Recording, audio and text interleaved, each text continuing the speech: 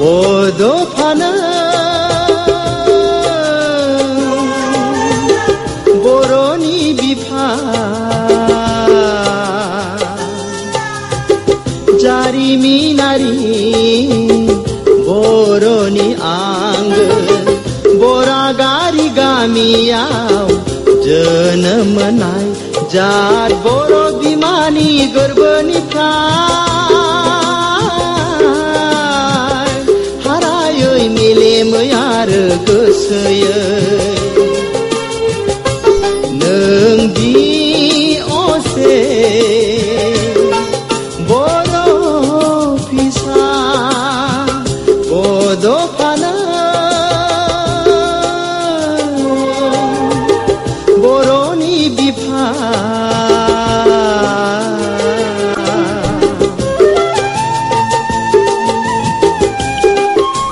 মই ঘনিষ্ঠভাৱে উপেন্দ্ৰনাথ ব্ৰহ্মক লগ পাইছিলো আৰু তেখেতৰ প্ৰতি মই আকৰ্ষিত হোৱা তেখেতে কি পঢ়িছিল ক'ত মানে কি ডিগ্ৰী লৈছিল কি চাকৰি কৰিছিল এইটো মোৰ কাৰণে গুৰুত্বপূৰ্ণ নাছিল মোৰ কাৰণে গুৰুত্বপূৰ্ণ আছিল তেওঁ সাংঘাতিক ধৰণে চোকা মানুহ আছিল বহুত ইন্টেলিজেন্ট মানুহ আছিল দ্বিতীয় কথাটো আছিল যে তেখেতে অসমৰ জনজাতি মানুহৰ অৱস্থাক লৈ তেখেতে গভীৰভাৱে চিন্তা কৰিছিল তেখেতে মোক এতিয়াও মোৰ মনত আছে তেখেতে মোক প্ৰশ্ন কৰিছিল যে বড় মানুহবিলাকে খৰি কাটি খৰি বিক্ৰী কৰি কিমান দিন চলিব সেই সময়ৰ নামনি অসমলৈ যদি আপোনাৰ বড় অধ্যুষিত য'তেই বড় মানুহ আছে সেই অঞ্চলবিলাকলৈ যদি যায় তাৰ যদি বজাৰবিলাক মনত পেলায় তেতিয়া বজাৰত খৰি ভাৰ কৰি অনা সাইকেলত খৰি লৈ আনি বজাৰত বিক্ৰী কৰা মানুহখিনিক যদি মনত পেলায় সেই মানুহখিনি গোটেইখিনিয়ে জনজাতি মানুহ আছে আৰু হেতুৱে তেখেতক গভীৰভাৱে তেখেতৰ মনত ৰেখাপাত কৰিছিল আৰু তেওঁ এই অৱস্থাৰ পৰা তেওঁ মুক্তি বিচাৰিছিল বড় আন্দোলন কেৱল এপছু নহয় 1967 চন 1967 এটো অসমৰ কাৰণে এটা লেণ্ডমাৰ্ক ইয়াৰ 1967ত এপছুৰ জন্ম হৈছে 1967ত পিটিচিএৰো জন্ম হৈছে 1967ত উজনি অসম ৰাজ্য পৰিষদৰো জন্ম হৈছিল 1967ত অসমৰ বহু সংগঠনৰ জন্ম 1967ত হৈছে আহি আহি যেতিয়া বড়োলেণ্ড দাবী সৃষ্টি হ'ল মোক বহুতে কয় যেতিয়া যে উপেন ব্ৰহ্মই বড়োলেণ্ড দাবীটো সৃষ্টি কৰিলে মই তেতিয়া যুক্তিৰ খাতিৰত কওঁ উপেন ব্ৰহ্মই বড়োলেণ্ড দাবীটো সৃষ্টি কৰা নাই উপেন ব্ৰহ্মই বড়োলেণ্ড আৰম্ভ কৰা নাই বড়োলেণ্ড আন্দোলনটো সৃষ্টি কৰিলে দিছপুৰত বহি থকা সেই সময়ৰ অসমৰ শাসকসকলে দিছপুৰ বড়োলেণ্ড আন্দোলনটো সৃষ্টি হ'বলৈ দিলে আমি নন বড়ো যিসকল আমি অসমীয়া বুদ্ধিজীৱী অসমীয়া শাসক আমি এই দাবীটো সৃষ্টি কৰিবলৈ দিম আমি কোনোদিনেই বড়োসকল যিসকল অসমৰ ভূমিপুত্ৰ তেওঁলোকক অসমত তেওঁলোকৰ অধিকাৰ যিটো জেনুইন অধিকাৰ সেই অধিকাৰক আমি কেতিয়াও স্বীকৃতি নিদিলো তেওঁলোকৰ ভাষা কৃষ্টি সংস্কৃতিৰ প্ৰতি যিটো মান্যতা প্ৰদান কৰিব লাগে সেই মান্যতাক আমি স্বীকৃতি নিদিলো বৰঞ্চ আমি বিৰোধিতা কৰিলো কাৰ উচতনিত বড়োসকলে নিজৰ মাতৃভাষাত তেওঁলোকে শিক্ষা গ্ৰহণ কৰিব বিচাৰিছে আৰু তেওঁলোকে নিজৰ পছন্দত বড়ো ভাষাৰ কাৰণে উপযোগী হোৱাকৈ এটা লিপি ল'ব বিচাৰিছে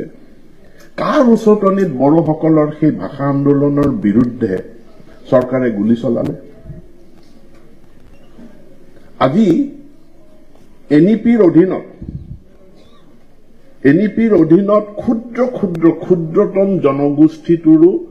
মাতৃভাষাৰ জৰিয়তে শিক্ষাৰ দান কৰাৰ নীতি ঘোষণা কৰিছে কিন্তু এই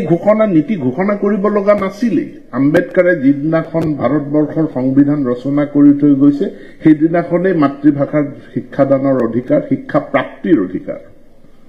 লিপিবদ্ধ কৰি থৈ গৈছে ইয়াৰ পাছত গুলি কিয় চলিল যাৰ ফলস্বৰূপে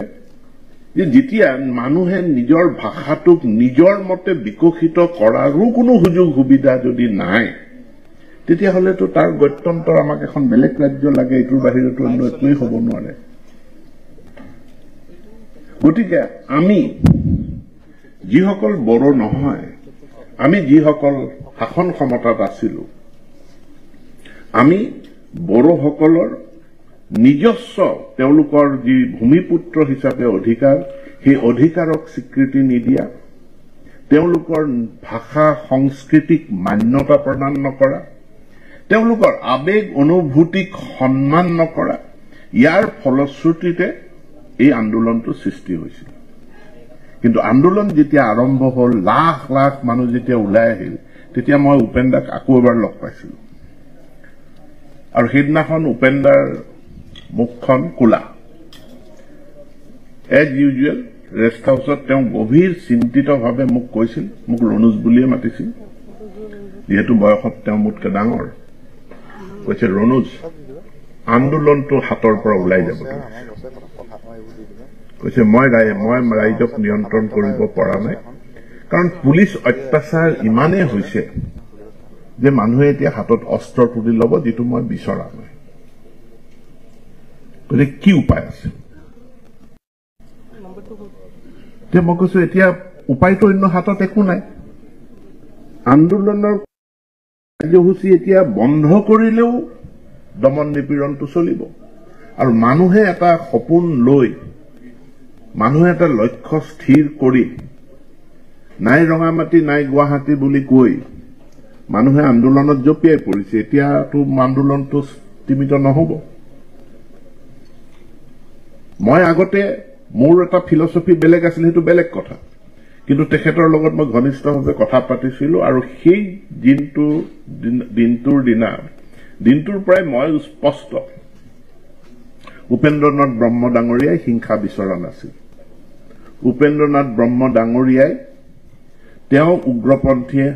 আন্দোলন এটালৈ, এই বড়ো আন্দোলনটোক তেওঁ লৈ যাব বিচৰা নাছিল। কিন্তু আন্দোলন এটাই যেতিয়া গণ আন্দোলনৰ ৰূপ লয়, উদাহৰণস্বৰূপে ভাৰতবৰ্ষৰ স্বাধীনতা আন্দোলন, মহাত্মা গান্ধীৰ নেতৃত্বত সকলো নিয়ন্ত্ৰণত নাছিল। গোলাঘাট জিলাত কোনে ৰেল বগৰাব, এইটোতো মহাত্মা গান্ধীয়ে নিয়ন্ত্ৰণ কৰিব পৰা নাছিল। কোনোবাই ভাবিছিল যে ব্ৰিটিছৰ বিৰুদ্ধে ক্ষোভ উজাৰিবলৈ ৰেলখন বগৰাই দিছিল পিয়লি ফুকনে। এনেকৈয়ে স্বাধীনতা আন্দোলনত যেনেকে হিংসাত্মক ঘটনা সমান্তৰালভাৱে, শান্তিপূৰ্ণ সত্যাগ্ৰহৰ সমান্তৰালভাৱে হিংসাত্মক ঘটনাও ঘটিছিল, ঠিক তেনেকে বড়ো আন্দোলনতো শান্তিপূৰ্ণ আন্দোলনৰ সমান্তৰালকৈ হিংসাত্মক ঘটনা ঘটা নাছিল।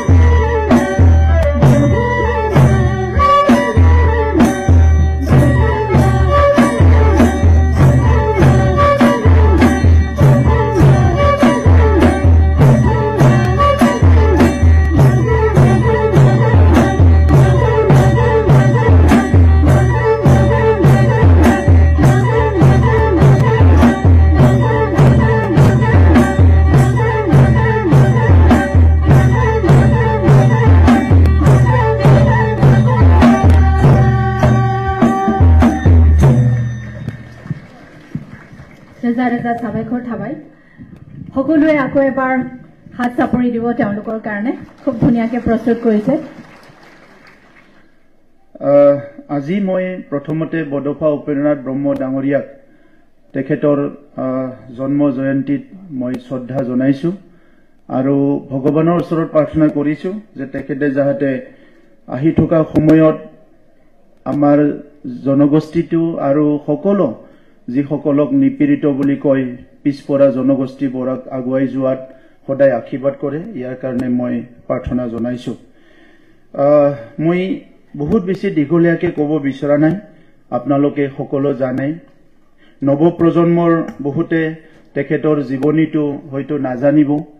কিছুমান কথা ভুল ব্যাখ্যা হয় এই কথাবিলাকে মই অলপমান টানি ফ্লাই ক'ব বিচাৰিছো সকলোৱে গম পায় যে দতমাৰ বৰাগাড়ীত তেখেতে জন্ম পাইছিলে আৰু সিধা কথাত ক'ব গ'লে এটা গৰীব পৰিয়ালত জন্ম পাইছিলে শিক্ষা গ্ৰহণ কৰিবলৈ বহুত ষ্ট্ৰাগল কৰিছিলে তেখেতে কাৰণ সেই সময়ৰ কথা য'ত স্কুলবিলাক দূৰ দূৰত আছিলে আমাৰ কিতাপবিলাক ইমান এভেইলেবল নাছিলে সকলো দিশৰ পৰাই এটা চ্যালেঞ্জিং সিচুৱেশ্যন আছিলে কিন্তু প্ৰত্যেকটো চ্যালেঞ্জ তেখেতে ওভাৰকাম কৰিছিলে আৰু সেই চ্যালেঞ্জটো তেখেতে একসেপ্ট কৰিছিলে আৰু হিটো পাৰ হৈ আহিছিলে আৰু মই বুজাত পৃথিৱীত কিছুমান মানুহ কিছুমান কামৰ কাৰণে জন্ম লয় তেখেত সকলৰ জন্মই এটা পৃথিৱীৰ কাৰণে ডাঙৰ এটা অৰিহণা তেনেকুৱা কিছুমান ব্যক্তি বিশ্বত আছে আৰু সেই ব্যক্তিটো আপোনাৰ ওচৰৰ হ'ব পাৰে দূৰৰ হ'ব পাৰে আৰু কম সময়ৰ কাৰণে হলিও তেখেত সকলে সমাজক বিভিন্ন কামবিলাক কৰি বহুত অৱদান দি যায় যেটো নেকি যুগে যুগে এই অৱদানবিলাক সমাজৰ ভালৰ কাৰণে ব্যৱহাৰ হয় বডফা উপেন্দ্ৰনাথ ব্ৰহ্ম 34 এজ 34 বছৰত তেখেতৰ বয়সত মৃত্যু হৈছিলে 1990 আৰু এতিয়া আমি কেতিয়াবা ভাবো যে এই ইমান কম বয়সত তেখেতে সমগ্ৰ বড়ো জনগোষ্ঠী আৰু লগতে আমাৰ পিছপৰা ট্ৰাইবেল জনগোষ্ঠীবিলাকৰ কথা ভাৰতৰ সংবিধানত এই জনগোষ্ঠীবিলাকৰ অধিকাৰৰ কথা আৰু এটা সংগ্ৰামটো খুটৰ বিপৰীতে এটা সংগ্ৰাম আৰম্ভ কৰি সংগ্ৰামটো সফল কৰাৰ কাৰণে লৈ যোৱা কথাবিলাক ভাবিলে কেতিয়াবা অলপ আচৰিত লাগে অলপ আগতে ডক্টৰ ৰনজ পেগু ডাঙৰীয়াই কৈ গৈছে যে তেখেতে প্ৰত্যেকটো পৰিৱেশ তেখেতে খৰি কাটি বিক্ৰী কৰা এটা পৰিৱেশৰ কথা কৈছে আজিও আমাৰ অসমৰ উত্তৰ অঞ্চলত বড়োলেণ্ড অঞ্চলত আৰু বিভিন্ন অঞ্চলত খৰি বিক্ৰী হোৱা বহুত মানুহ আছে আৰু সেই সময়ৰ পৰাই খৰি বিক্ৰী কৰি খোৱা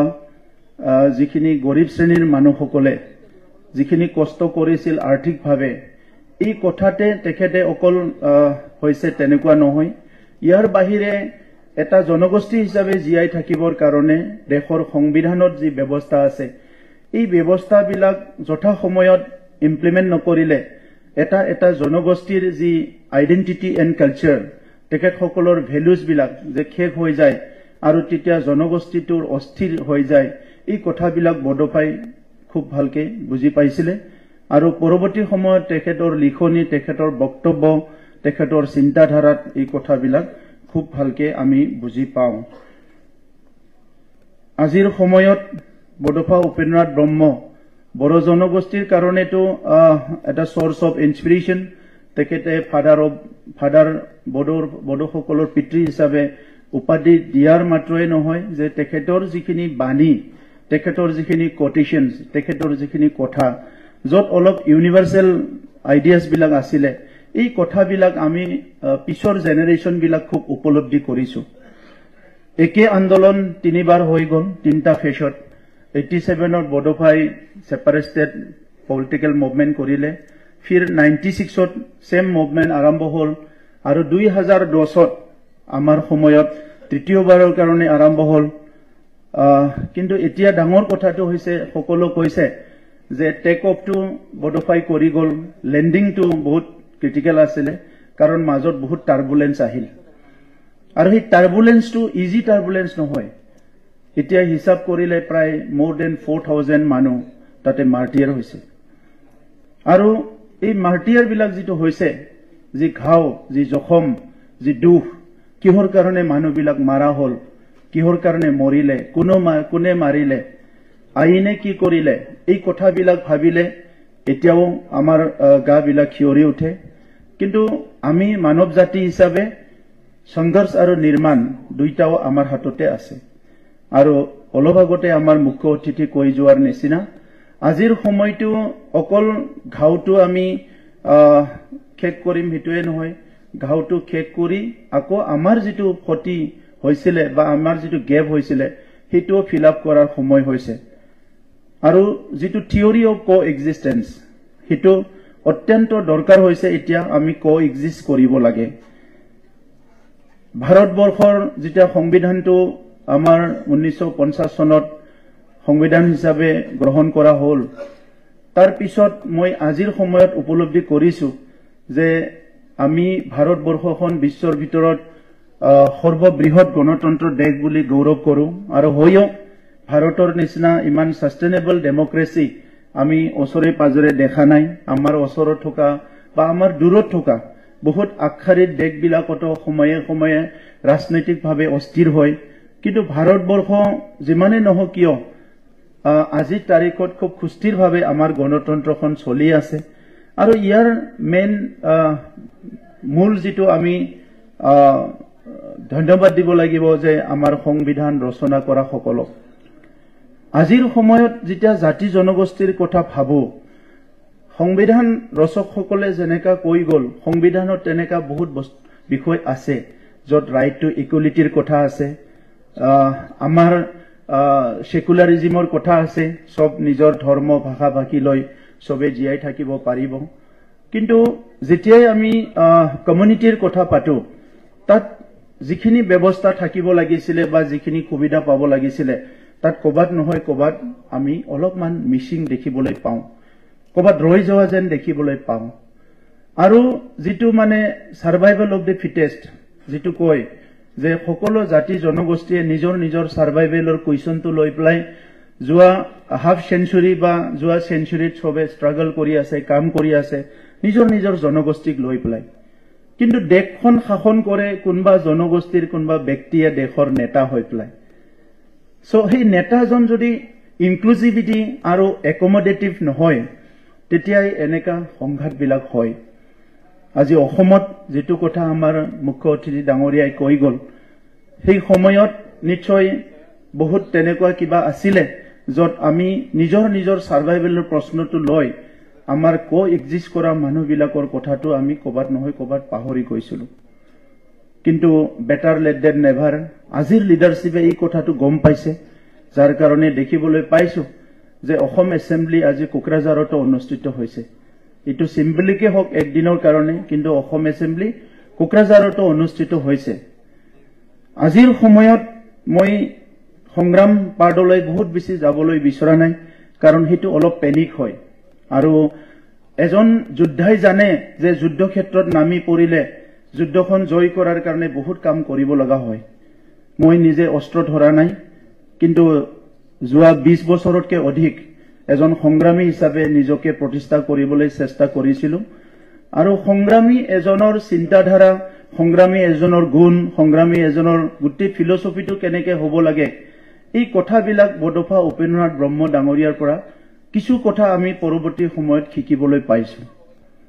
এটা সংগ্ৰাম গঢ়ি তোলাটো ইমান সহজ নহয় আৰু এই সংগ্ৰামৰ নিজৰ ধাৰা থাকে নিজৰ ফিলসফি থাকে এটা সংগ্ৰামে এটা জনগোষ্ঠীক শেষ কৰি দিব পাৰে এটা সংগ্ৰামে এখন দেশ শেষ কৰি দিব পাৰে কিন্তু এটা সংগ্ৰামে কোনবা এটা জাতিক প্ৰতিষ্ঠাও কৰিব পাৰে এটা সংগ্ৰামে কোনবা এখন দেশখন গঢ়িবও পাৰে আৰু আমাৰ চকুতে তেনেকা বহুত দেখিছো সংগ্ৰাম কৰিবলৈ বহুত মানুহ আহে কিন্তু আধা বাটতে এৰি যাব লগা হয় আৰু সেই সংগ্ৰামটোৱে সেই জনগোষ্ঠী সেই অঞ্চল সেই ক্ষেত্ৰত বহুতখিনি ক্ষতি কৰে গতিকে আজি আমাৰ ওচৰত যিখিনি উদাহৰণ মিজোৰামৰ সংগ্ৰামন কৈছে লালডেঙ্গা সকলৰ তেনেকা বহুত সংগ্ৰাম আছে যি সংগ্ৰামী সত্তাক সংগ্ৰামী জনগোষ্ঠীক কিবা নহয় কিবা আনি দিছে যাৰ দ্বাৰা তেখেতসকলে আজি নতুন এটা জীৱন পাবলৈ সক্ষম হৈছে ঠিক তেনেধৰণৰ বড়োসকলৰ সংগ্ৰামত আমাৰ বহুতখিনি আপোন মানুহ আমাৰ দাদা ভাইসকল অকাল মৃত্যু হ'ব লগা হৈছে মৃত্যুবৰণ কৰিব লগা হৈছে বিভিন্ন মানে আমি টলাৰেট কৰিব নোৱাৰা বহুত ষ্টৰী হৈ গৈছে আমাৰ তাত তাৰ পিছতো কিন্তু এই সংগ্ৰামে জনগোষ্ঠীটোক প্ৰতিষ্ঠা কৰিছে আজি আমি গৌৰৱ অনুভৱ কৰো যে ভাৰতবৰ্ষত মই এজন এক্টিভিষ্ট হিচাপে বিভিন্ন ঠাইত যাওঁতে গম পাইছো কিছুমান জনগোষ্ঠীৰ কৰোৰত জনসংখ্যা আছে কিন্তু সেই জনগোষ্ঠীসকলৰ আজিলৈকে ভাষা স্বীকৃতি পোৱা নাই বড়োসকলৰ আমাৰ প্ৰায় 1.5 মিলিয়ন পপুলেশ্যন আছে তথাপিতো বড়ো ভাষা আজি 8 শিডিউলত অন্তৰ্ভুক্ত হৈছে মই সেই লিডাৰসকলক আজিও খুব মানে সূক্ষ্মভাৱে বিশ্লেষণ কৰো যে যি বিষয়বিলাক দৰকাৰ আছিল সেই বিষয়বিলাক বড়ো লিডাৰশ্বিপে সিন্স ইনসেপশন আৰম্ভণিৰ প্ৰায় সেই বিষয়বিলাকত আনকম্প্ৰমাইজ ভাৱে কাম কৰিছিল 1974 ৰ পৰা বড়ো ভাষা বড়ো মিডিয়াম আৰম্ভ হ'ল সেই সময়ত অসমীয়াত পঢ়িছিল কিতাবা ইংলিছত লিখিছিল আমিও হিটু জেনাৰেশন কিতাবা আমাৰ কিতাপ হঠাৎ বড়ো হয় কিতাবা হঠাৎ ইংলিশ হয় বহুত তেনেকুৱা এটা পৰিবেশত আমি পঢ়ি আহিছিল কিন্তু আহি আজি এটা ষ্টেবল হৈ গল বড়ো ভাষা ইউনিভাৰ্চিটিটো পঢ়িলে বড়োত লিখি সাহিত্য একাডেমিও পালে বহুতখিনি এটা লেভেলত আহি গল গতিকে আজিৰ সময়ত যে বড়োভাৰ যেটো নেশনালিজম যেটো স্পিৰিট পিছৰ সময়ত বহুতে ভুল ব্যাখ্যাও কৰিলে এই কথাবিলাক অলপ আমি স্পষ্ট হ'ব লাগিব কাৰণ এজন ভিজনাৰী লিডাৰ এজন মহামানৱ যেতিয়া পৃথিৱীত আহে তেখেতৰ কিছুমান কথাবিলাক আজি মহাত্মা গান্ধীৰ কিছুমান নেগেটিভ কথাবিলাক ওলাই যত মহাত্মা গান্ধীক বিশ্বৰ মানুহে একসেপ্ট কৰিছে যে তেখেতে নন ভাইলেন্ট গুৰু বিশ্বৰ বুলি তথাপিতো কিছুমান কথা ভুল ব্যাখ্যা কৰিব বিচাৰে যেটো নেকি একসেপ্টেবল নহয় হ'ব পাৰে মানুহৰ জীৱনত হি প্ৰত্যেকটো কৰা কামটো কাৰবা কাৰণে গ্ৰহণযোগ্য নহবও পাৰে কিন্তু কিছুমান কথা এইটো আমি চাব লাগিব আজি যেটো জাতীয়তাবাদ নেশনালিজম হিটো বড়োসকলে জন্ম দিয়া বিষয় নাছিলে কিন্তু মাজত কেবা দশক ধৰি এই জাতীয়বাদটো উগ্ৰ জাতীয়তাবাদ বুলি এটা শব্দ লগাই পেলাই বহুতখিনি ওপৰলৈকে লৈ গল যত নেকি যি সকলে এই শব্দটো ব্যৱহাৰ কৰিছিল তেখেত সকলে ৰিটাৰ্ণ হ'ব পৰা নাছিল এটা সময়লৈকে আৰু বডলেণ্ডত হোৱা প্ৰত্যেকটো ঘটনাটো অলপ নেগেটিভ ভাৱে উপস্থাপন কৰিব বিচৰা হৈছিল এই কথাবিলাকো ষ্ট্ৰাগল কৰিব লগা হৈছে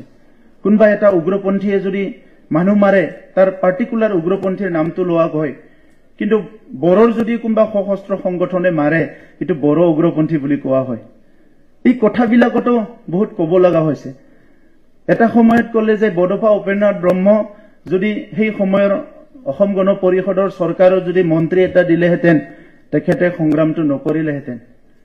এই মন্ত্ৰিত্ব নোপোৱাৰ কাৰণে সংগ্ৰাম কৰিছে বুলিও কেতিয়াবা মই বাতৰি কাকতত লিখনিত লিখাটো দেখিবলৈ পাইছো লিখিছে এনালাইসিস কৰিছে মানে এই কথাবিলাক আমাক বহুত দুখ দিয়ে কিন্তু মানুহৰ নিজৰ চিন্তাধাৰা সবৰো বেলেগ সবৰো ধাৰণাবিলাক বেলেগ এটোটো আমি ধৰি ৰাখিব নোৱাৰো ডেমক্ৰেসিত কিন্তু বাস্তৱটো হৈছে যে সংগ্ৰামী সত্তা কোনবা যদি সংগ্ৰাম কৰে এই সংগ্ৰামটো আমি বুজি পাবলৈ চেষ্টা কৰিব লাগিব আৰু আৰ্নল্ড টনবিয়ে কৈছে পৃথিৱীত দুটা শব্দ দি ইতিহাস লিখে চ্যালেঞ্জ আৰু ৰেসপন্স চ্যালেঞ্জটো বহুত চ্যালেঞ্জ আহিছে এই চ্যালেঞ্জটো বড়ো নেতৃত্বই বড়ো সংগ্ৰামী সকলে একসেপ্ট কৰিছে আৰু ৰেসপন্সটো হেমতে দিব লগা হৈছে যেটো নেকি অলপ আগতে আমাৰ মুখ্য অতিথিয়ে ক'লে যে বড়োফা উপেন্দ্ৰনাথ ব্ৰহ্মই কোনো কাৰণত ভাইলেন্স বিচাৰা নাছিল নহলি তেখেতৰ প্ৰিন্সিপাল মটো হিচাপে লিভ এণ্ড লেট লিভ এই শব্দটো ব্যৱহাৰ নকৰিলেহেঁতেন আৰু আজিও ভাৰতবৰ্ষৰ ক্ষুদ্ৰ ক্ষুদ্ৰ জনগোষ্ঠী বিলাকে हैरान হৈ আছে যে আমি দেশৰ নাগৰিক হয় সংবিধান আমাৰ কাৰণে ৰচনা কৰা হৈছে তাৰ পিছতো আমাৰ ভাষা সংস্কৃতি আমাৰ ৰীতি নীতি বিলাক কিয় প্ৰটেকচন নাপায় আজিও ভাৰতত তেনেকা বহুত জনগোষ্ঠী আছে যোনে নেকি আজিও ভাবি আছে কি আমাক কিয় তেনেকা প্ৰটেকচন বিলাক দিব নোৱাৰে আৰু কিয় দিব নিবিচাৰে তো এই কাৰণে এই সংগ্ৰাম কৰা মানুহবিলাকে সংগ্ৰাম এটা পৰিৱেশে জন্ম দিয়ে অলপ আগতে কোৱাৰ নিচিনাকৈ যে সংগ্ৰামটো এটা পৰিৱেশে জন্ম দিয়ে মই কোনো সংগ্ৰামী হ'ব পৰা মানুহ নাছিলো আমি বড়ো মুভমেন্টৰ থাৰ্ড জেনেৰেশ্যন আৰু মুভমেন্ট কৰাৰ আগত মই বহুত বাৰ চিন্তা কৰিছো বহুত মাহ চিন্তা কৰিছো যে থাৰ্ড মুভমেন্টটো কৰিম নে নকৰিম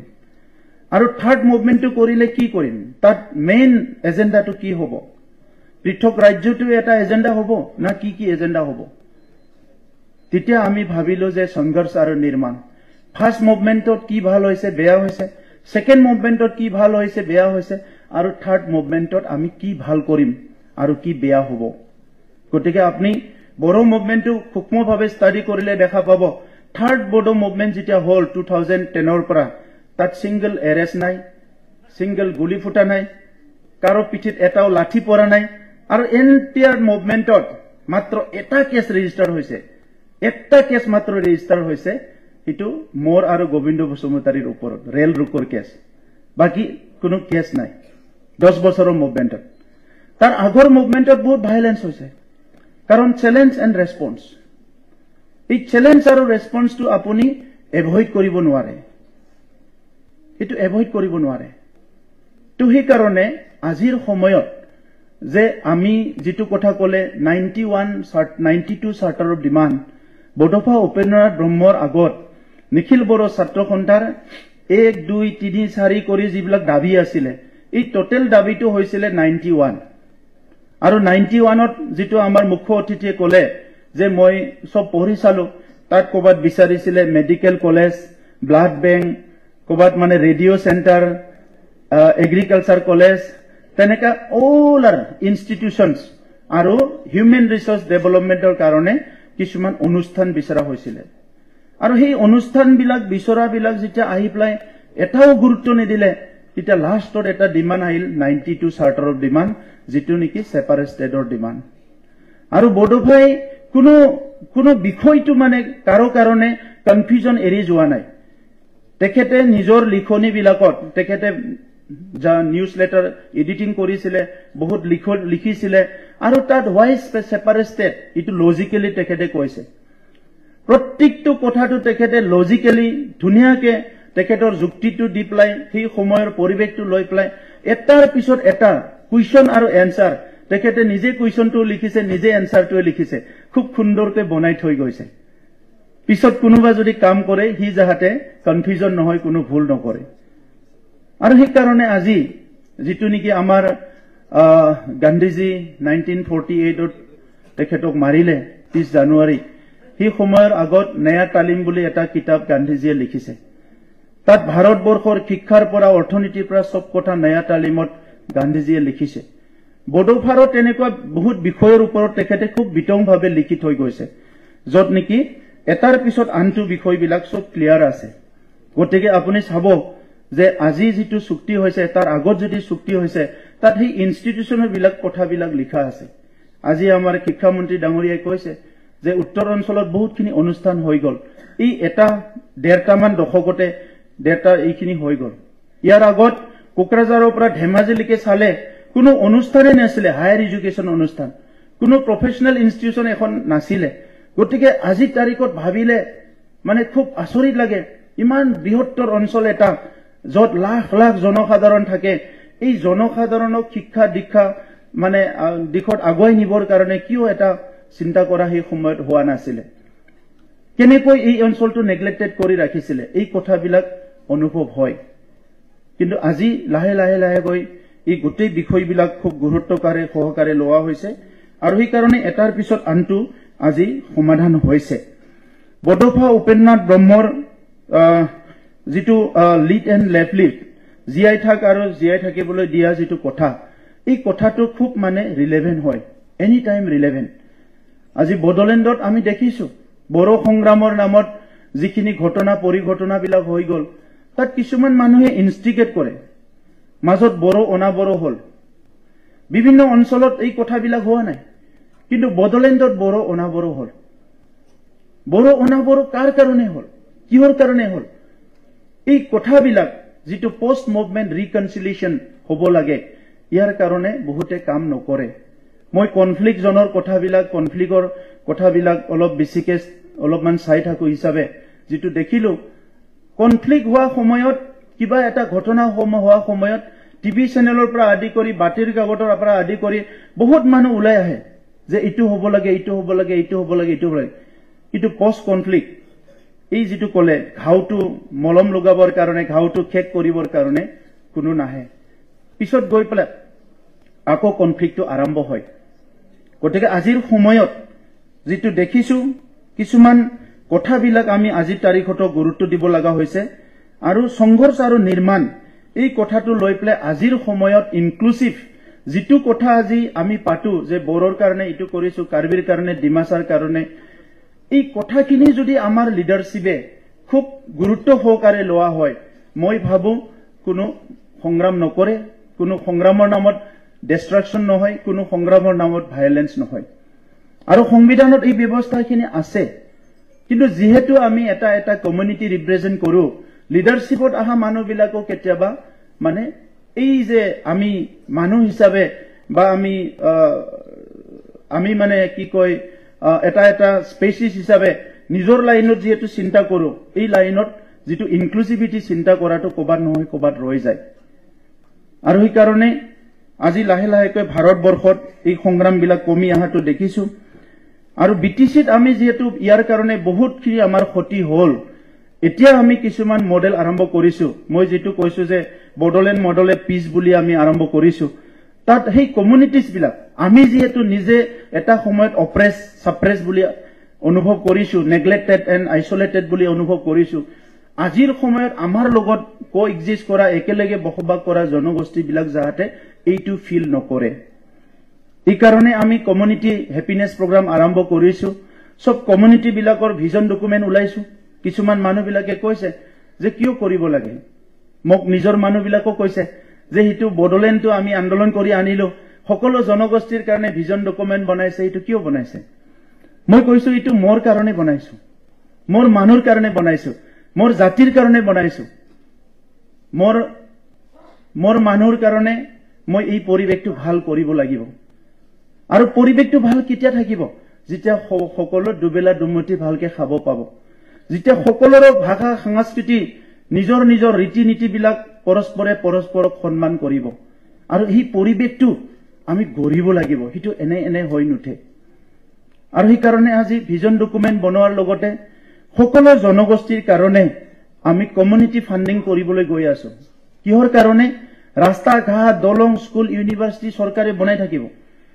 কিন্তু সেই জনগোষ্ঠীৰ কিবা এটা সাহিত্য পুথি ছপাব লাগে ইয়াৰ কাৰণে পইচা নাই আমাৰ তাত এনেকা ক্ষুদ্ৰ ক্ষুদ্ৰ জনগোষ্ঠী আছে নিজৰ ইমান বছৰ হল জনগোষ্ঠীটো সৰু এটা কাম কৰি লব পৰা নাই নিজৰ সাহিত্য সভাৰ সৰু এটা অফিস বনাই লব পৰা নাই নিজৰ জনগোষ্ঠীৰ কালচাৰেল সেন্টাৰ এটা বনাই লব পৰা নাই এই জনগোষ্ঠী বিলাকক সব এনালাইসিস কৰি আমি দেখিছো আৰু সেই জনগোষ্ঠী বিলাক যিমান খালেও ললেও এনি টাইম এটা ডিপ্ৰেছনত থাকে এটা দুখত থাকে যে আমাক কোনে চাব কাৰণ চৰকাৰী ব্যৱস্থা তেনেকুৱা নাই WCD ডিপাৰ্টমেন্ট হৈছে এটা সোশ্যাল ওয়েলফেয়াৰ ডিপাৰ্টমেন্ট আগতো সেই ডিপাৰ্টমেন্টটো গুৰুত্বই নাছিলে এতিয়াও সোশ্যাল ডিপাৰ্টমেন্টটো সোশ্যাল ওয়েলফেয়াৰটো আমাৰ ডিজেবল সকলৰ কাৰণে চিলড্ৰেনৰ সকলৰ কাৰণে প্ৰেগনেন্ট ওমেনৰ কাৰণে নিউট্ৰিশনৰ কাৰণে হিবিলাক চাই কিন্তু language culture community happiness community যেটো এসপিৰেশনস হিটো চাবৰ কাৰণে আমাৰ তাত কোনো ব্যৱস্থা নাই যদি মুখ্যমন্ত্ৰীজন এই কথাটো অনুভৱ কৰে তেতিয়া কামটো আগবাঢ়িব যদি মুখ্যমন্ত্ৰীজন অনুভৱ নকৰে কাৰণ তেনেকা কোনো ডিপাৰ্টমেন্টে নাই শিক্ষা চাব ৰাস্তা চাব গতিকে জনগোষ্ঠী পাৰ্টিকুলাৰলি জনগোষ্ঠীৰ কি হৈছে কি হোৱা নাই ইটো চাবৰ কাৰণে কোনো আজিলৈকে কোনো মেকানিজমে নাই আৰু সেই কাৰণে আজি অকল বডলেণ্ডত নহয় মই ভাবো হিটো বহুত ৰাজ্যত তেনেকা সমস্যাবিলাক আছে মই মহাৰাষ্ট্ৰত দেখিছো কিছুমান জনগোষ্ঠী আছে মই নাম নলং তেখেতসকলে দুখ পাব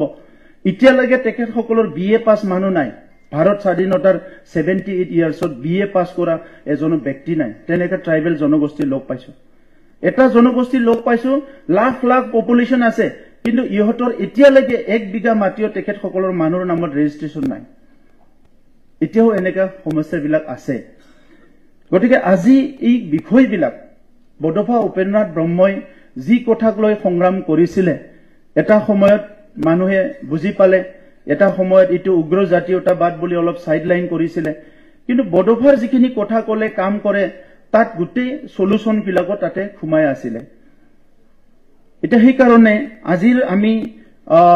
এই জনগোষ্ঠী বিলাকক এটলিষ্ট কাউন্সিল এৰিয়াত আমি ঠিক কৰিছো প্ৰত্যেকটো জনগোষ্ঠীক এইবাৰ ল্যাঙ্গুৱেজ কালচাৰৰ আমি মিউজিয়াম বনাই দিব বিচাৰিছো 20 লাখ টকা দি যিমান জনগোষ্ঠী আছে বডোলেণ্ডত যাহাতে অনাগত দিনত তেখেতে ফিল নকৰে যে আমাক ইয়াত ডিসক্ৰিমিনেট কৰিছে ডিপ্ৰাইভ কৰিছে সাপ্ৰেস অপ্ৰেস কৰিছে যাহাতে কোনো ফিল নকৰে আজি বডোফাৰ যিখিনি কথা আছিলে এই কথাৰ ভিতৰতে এই কথাবিলাক লুকাই আছিলে এই কথাৰ ভিতৰতে এইখিনি গোটেই মানে এজেন্ডাটো লুকাই আছিলে যে যত তেখেতে কৈছিলে যে আমিও ভালকে জিয়াই থাকিব লাগে আমাৰ লগত থকা জনগোষ্ঠী বিলাককো আমি একেলগে আগুৱাই নিব লাগিব সব জনগোষ্ঠীৰ কাৰণে শিক্ষাৰ কাৰণে কিছুমান আঁচনি বনোৱা হৈছে বডোফা লাইভলিহুড মিশন বনোৱা হৈছে যত আমি সকলো জনগোষ্ঠী দৰিদ্ৰ শ্ৰেণীৰ মানুহৰ কাৰণে লাইভলিহুড মিশনৰ দ্বাৰা তেখেত সকলক আৰ্থিক সাপোৰ্ট দিয়াৰ কাৰণে কাম আৰম্ভ কৰিছো আজি বডোফাৰ এই 69তম জন্ম জয়ন্তীত মই যেটো ইউএনবি ট্ৰাষ্ট তেখেত সকলক ধন্যবাদ দিব লাগিব যে এটা ডাঙৰ কাম কৰিছে তেখেত সকলে বডোফাৰ নামত যেটো সোলজাৰ অফ হিউম্যানিটি এৱাৰ্ড দিছে তাত বহুতখিনি মানুহক ইতিমধ্যে এৱাৰ্ড দিয়া হল আৰু তাত ভাৰতৰ বহুতখিনি আগশাৰীৰ intellectual think tank piece maker বিভিন্ন ফিল্ডৰ লিডাৰ তেখেত সকলক এৱাৰ্ড দিয়া হৈছে সোলজাৰ অফ হিউম্যানিটি এৱাৰ্ড যত মহাশ্বেতী দেৱীৰ নিচিনা আমাৰ ডক্টৰ মামুনি ৰিশম গোস্বামী বাইদেউৰ নিচিনা নিকুতি ইলাৰৰ নিচিনা বহুতখিনি ব্যক্তিক বডোফা সোলজাৰ অফ হিউম্যানিটি এৱাৰ্ড দিয়া হৈছে আৰু সিন্স বিগিনিং মানে ইনসেপশন ইয়াত এজন ব্যক্তিক মই ধন্যবাদ দিব লাগিব বহুতে আজি যেহেতু ইয়াত নাই এ তেখেত হয় ডক্টৰ আমাৰ সমুদ্ৰগুপ্ত কেশৱ ডাঙৰীয়া তেখেতে ইউএনবি ট্ৰাষ্টৰ লগত একদম বিগিনিংৰ পৰা যেতিয়া মানে বহুত মানুহে মানে উলাই অহা নাছিলে সেই সময়ৰ পৰাই তেখেতে এই প্ৰগ্ৰামৰ লগত জড়িত হৈ আছে ইউএনবি ট্ৰাষ্টক ধন্যবাদ দিব লাগিব তেখেত সকলে লগ লাগি যেটো বড়ো মিডিয়াম স্কুল আৰম্ভ কৰিছিলে ইউএন একাডেমি বুলি প্লাই ইটো 100 খনতকৈ বেছি হৈ গল স্কুলটো অল অসমত এটা সময়ত বড়ো মিডিয়াম বহুত এটা চ্যালেঞ্জ ফেস কৰিছিলে টিচাৰ নাই কিতাপ নাই বহুত বেয়া অৱস্থা বড়ো সাহিত্য সভা নিখিল ভাৰত ছাত্ৰ সন্থা সংগ্ৰাম কৰি আছিল সেই সময়ত এটা কাৰেজ দিয়াৰ কাৰণে যি ইউএন একাডেমিটো কোকৰাঝাৰত আৰম্ভ কৰিছিলে আমাৰ উৰ্খগৰা ব্ৰহ্ম ডাঙৰীয়াৰ নেতৃত্বত আৰু সেই ইউএন একাডেমিয়ে বড়ো মিডিয়ামত ইমান ভাল ৰিজাল্ট কৰিলে লাহে লাহে লাহে লাহে গোটেই পৰিৱেশটো আমাৰ ভাল হৈ গল গতিকে আজি মই এই কথাখিনিয়ে ক'ব বিচাৰিছো বহুত বেছি দীঘলীয়া কথা ক'ব বিচৰা নাই বডোফা উপেন্দ্ৰনাথ ব্ৰহ্মৰ যি ছাত্ৰ দিৱস হিচাপে ঘোষণা কৰিলে ইয়াৰ কাৰণে মই অসম চৰকাৰক ধন্যবাদ জনাইছো আৰু ইয়াৰ লগতে আমাৰ খেহতীয়াভাৱে ভাৰতৰ গৃহমন্ত্ৰী ডাঙৰীয়াই কোকৰাঝাৰত আহি বডোফা উপেন্দ্ৰনাথ ব্ৰহ্মৰ নামত নেশনেল ক্যাপিটেল দিল্লীত তেখেতে এটা বডোফাৰ নামত এটা ৰাস্তা ডেডিকেট কৰিছে আৰু অহা 1 মে তাৰিখে বডোফা উপেন্দ্ৰনাথ ব্ৰহ্ম ৰোড যি ৰাস্তা হিটো মুকলি কৰা হ'ব তো হিটোৰ কাৰণে মই ধন্যবাদ জনাইছো আৰু বিশেষকৈ আজি আমি যোৱা বছৰত কিছুমান কাম আৰম্ভ কৰিছিলো ইয়াৰ ভিতৰত এটা আমাৰ তেজপুৰ ইউনিভাৰ্চিটিত বডোফাৰ নামত এটা শেয়াৰ ঘোষণা কৰা হৈছিল ইটো আমি অপাৰেশনাল কৰাৰ কাৰণে আমাৰ চৰকাৰৰ পৰা এটা দায়িত্ব লম কাম আৰম্ভ কৰিম আৰু সেই সময়তে ডিক্লেয়াৰ কৰা হৈছিল বডোফা উপেন্দ্ৰনাথ ব্ৰহ্মৰ নামত এটা ৰিচাৰ্চ কৰাৰ কাৰণে আমি আমাৰ তৰফৰ পৰা ফেলোশ্বিপ দিয়া হ'ব গতিকে এই বছৰ আমি 10 জন ষ্টুডেন্ট তেজপুৰ ইউনিভাৰ্চিটিত ফেলোশ্বিপ দিয়াটো আৰম্ভ কৰিম যাতে ৰিচাৰ্চৰ কামটো আৰম্ভ হয় আৰু আজি বিশ্বখনত সকলোতকৈ প্ৰয়োজন বিষয়টো হৈছে শান্তি কেতিয়া ক'ত যুদ্ধ হয় কেতিয়া ক'ত সংগ্ৰাম হয় কেতিয়া ক'ত জাতিগত সংঘৰ্ষ হয় ইয়াৰ কোনো গ্যাৰান্টি নোহোৱা হৈ গৈছে এতিয়া মণিপুৰত আমাৰ দুটা জনগোষ্ঠীৰ মাজত সংঘাত হয় আজি প্ৰায় 2 বছৰ হ'বলৈ গৈ আছে সংঘাতটো শেষ হোৱা নাই লাহে লাহে বহুত কাম বিলাক হৈছে এতিয়া লাহেকৈ সংঘাতটো শেষ হৈ আহিছে আৰু এতিয়া বিভিন্ন ঠাইত তেনেকা পৰিৱেশ বিলাক আকলৈ হ'বলৈ মানে চান্স থাকে বিভিন্ন কাৰণত সেই কাৰণে আহি থকা প্ৰজন্মক শান্তিনো কি এই কথাটো জানাৰ কাৰণে আমি বডোলেণ্ডত এটা প্লেনিং কৰি আছো কাৰণ বডোলেণ্ডটো প্ৰায় 30টা 40টা বছৰৰ কাৰণে এটা ডিস্টাৰ্ব এৰিয়া ভাইলেন্ট এৰিয়া বুলি এটা সবে জনাজাত হৈছিলে আজি 4টা বছৰহে আমি শান্তিৰ পৰা আনিছো আৰু হেতু সাস্টেইন কৰাৰ কাৰণে আমি সকলো ইয়াত জড়িত হ'ব লাগিব বহুত সময়ত যেতিয়া শান্তি থাকে আমি পাহৰি পেলাও যে যেহেতু হিউম্যান বিং মানুহ যেহেতু শান্তিপ্ৰিয় শান্তিটো এনেকা অটোমেটিক্যালি হ'ব লাগে বুলি ভাবো কিন্তু শান্তিৰ মাজে মাজে কেতিয়াবা যে আমাৰ বিভিন্ন কাৰণত অশান্তিৰ কিছুমান পৰিবেশ আহে কিছুমান সংগ্ৰাম আহে কিছুমান এনেকা চ্যালেঞ্জ আহে যেটো আপুনি ৰেসপন্ড কৰিব লগা হয় সেই সময়ত যেতিয়া শান্তিৰ কথা ক'বলৈ মানুহ নোৱা হয়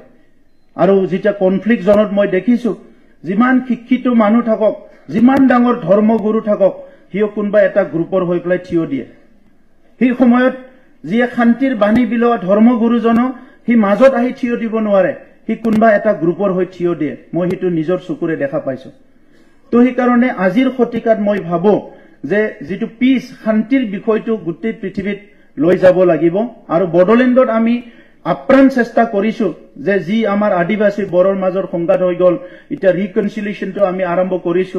তেখেত সকলক ৰিহেবিলিট কৰাৰ কাৰণে আৰম্ভ কৰিছো মাইনৰিটিৰ লগত সংঘাত হৈ গল তেখেত সকলক আমি ৰিকনসিলিয়েশন আৰম্ভ কৰিছো যাহাতে পুনৰ ইয়াত হ'ব নোৱাৰে নহলে আজি নিৰ্মাণ কৰা ঘৰ যেটো অশেষ কষ্ট কৰি সংগ্ৰাম কৰি নিৰ্মাণ কৰা যেটো ঘৰ অহাকালি আকৌ এটো ধ্বংস হ'ব ৰাতি সংঘাতৰ কাৰণে ডিসপ্লেস হয় কিমান মহিলা কিমান শিশু মানে ইমান মানে কষ্টত থাকিব লগা হয় এই কথাবিলাক আমি আজিৰ সময়ত সিৰিয়াসলি ভাবিব লাগিব এই কাৰণে বডলেণ্ডত আমি ইন্টাৰনেশনাল বডোফাৰ নামত বডোফা ইন্টাৰনেশনাল স্কুল অফ পিস এটা আৰম্ভ কৰিবলৈ গৈ আছো যত অটল নৰ্থ ইষ্টৰ প্ৰথম নৰ্থ ইষ্টৰ কাৰণে কিন্তু এটা বিশ্বৰ মানুহে যাহাতে যেনেকৈ বেলেগ বেলেগ আমাৰ মাৰ্টিন লুথাৰ কিঙৰ নামত আমেৰিকাত আছে ফিলিপাইনছত আছে বিভিন্ন কান্ট্ৰি বিলাকত যত কনফ্লিক্ট হৈছে সেই বিলাকত আজি এই কাম বিলাক আৰম্ভ কৰিছে আৰু আমাৰ স্কুল কলেজ ইউনিভাৰ্সিটি বিলাকত আহি থকা জেনাৰেশনক যদি পিছৰ কথা নকয় শান্তিৰ কথা নহয় নকয় অশান্তিটো এনি টাইম হ'ব পাৰে গতিকে বডোফাক পুনৰ মই শ্ৰদ্ধা জনাইছো আৰু এবাৰ কটন ইউনিভাৰ্সিটিক আজি এই সুযোগটো দিয়াৰ কাৰণে ধন্যবাদ জনাইছো মিডিয়া আমাৰ গুৱাহাটীত আসাম মিডিয়া ট্ৰাষ্ট ৰূপনগৰত